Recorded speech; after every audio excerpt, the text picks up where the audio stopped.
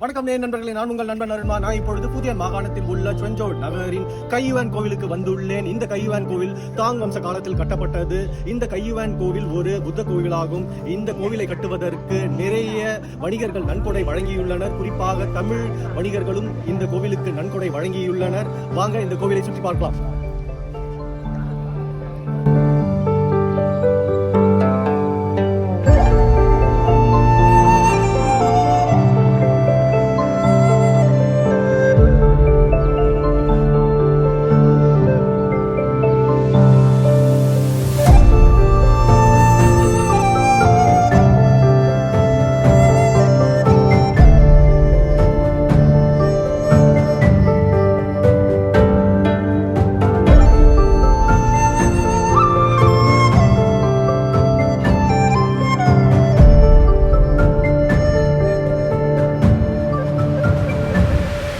நண்பர்களே, கையுவான் கோவிலுக்கு அருகில் சிவன் கோவில் கட்டப்பட்டதற்கான ஆதாரம் இந்த கல் தூணாகும்.